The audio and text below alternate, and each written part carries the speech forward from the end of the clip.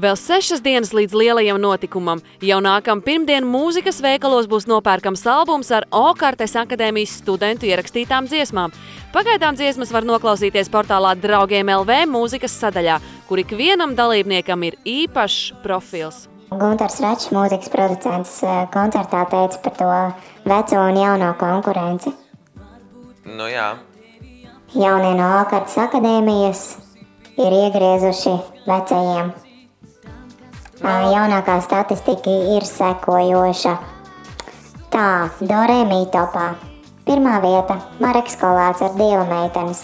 3. vieta – Okartes akadēmija Krāsaini sapņi. 7. vieta – Nikolais Puzikovs Dievs tevi mīl. Draugiem tops. 1. vieta – Kristaps Čimbars.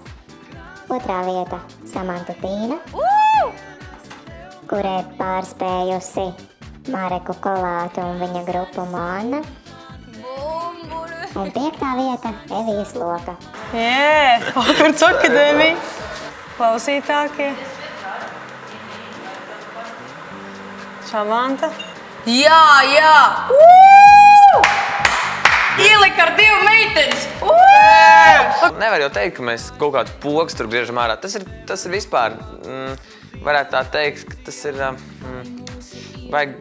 tas neskaitās gandrīz tā varētu teikt. Tā kā mēs iziesim ārā, ierakstīsim savu dziesmu, un tad mēs viņu palaidīsim, un ja viņa ies apritē, un tad mēs cīnīsimies, tad varēs sākt par to domāt.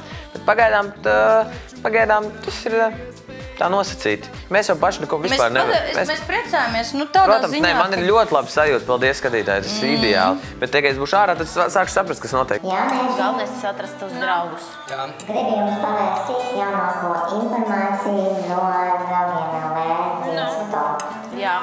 1. vietā šodien ir Samanta Tīna, 2. Kristaps Čimbars, 3. Mareka grupa un 4. Evijas Loka. Jā, pirmais četrnieks.